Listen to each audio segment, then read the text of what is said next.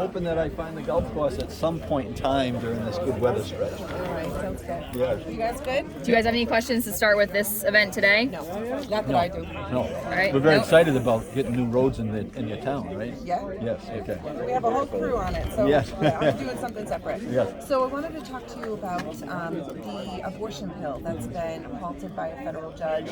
I saw your tweet about protecting it in Rhode Island, or a women's reproductive rights in Rhode Island, sort of getting to that, and your reaction and what you're doing here.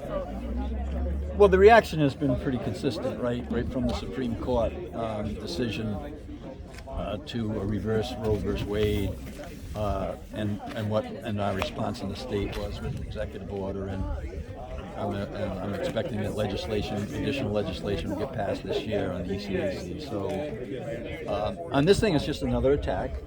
Rhode Island is going to stand solid as it has in the past. We're working with Rhode Island, our Department of Health, DOH department, in terms of how to address this locally. And we'll be linking into the governors local, both regionally and nationally, in terms of how they're addressing it, to make sure that Rhode Island is doing everything we can to support the women's right to choose. Despite us, Rhode Island codifying Roe v. Wade, would this fall under separate protection? In other words, could it be threatened?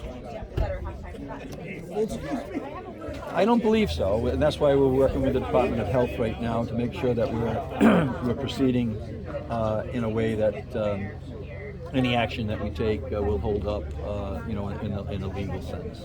Governor Healy is having a press conference today about it. Are you working with any nearby governors, or for some? Well, we're working with Democrat governors around the country right now on the issue, so we'll stay in touch with them. And like I said, we certainly would continue to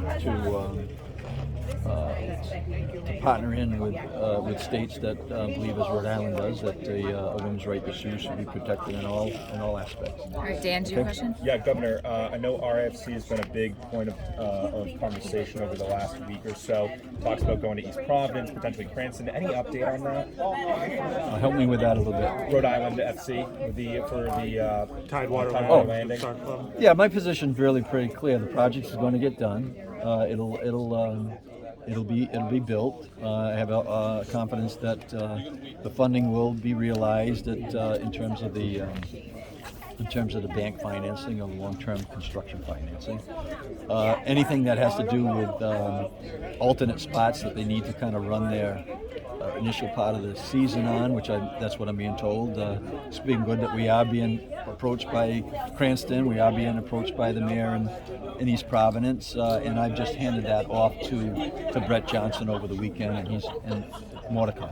Any recommendation on which community that could be, or that you would like to see it be? No, I think that they have to have the certain guidelines that the fields have to have in terms of the franchise right, in terms of width and length, and so that'll be up to them to kind of determine what their guidelines are to make sure that they fit the scope of the facilities.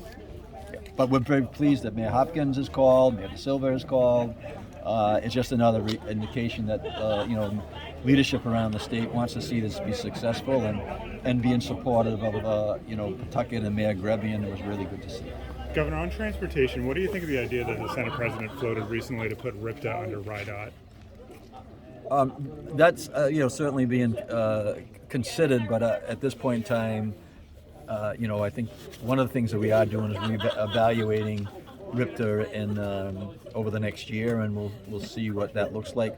I don't know whether that has any traction at this point in time. If it does, we'll deal with it if it does.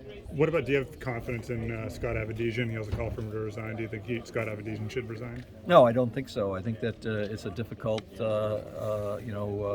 department to direct, and we've been in conversation with the board members. I've had the chair of the board in our office and talking about the overall, long-term plans for RIPTA.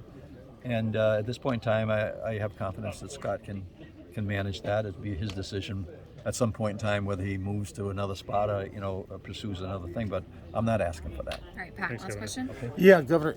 I'm sorry, go ahead. No, go ahead. Governor, in his company biography, fortuitous executive Brett Johnson cites his involvement in a company, and this is, by the way, the bio that they're shopping to investors, called Greenwood Hall, as a company in the present tense, as a leading education firm, when in fact it closed doors in 2017 after losing $9 million. There's another company, Benevolent Partners, was in Burn Lounge, which the FTC, Federal Trade Commission, ultimately labeled a pyramid scheme in order to pay consumers $17 million back. Are you at all concerned that CommerceRI failed to do due diligence on a variety of these investments? No. All right, thank you guys. Thank you.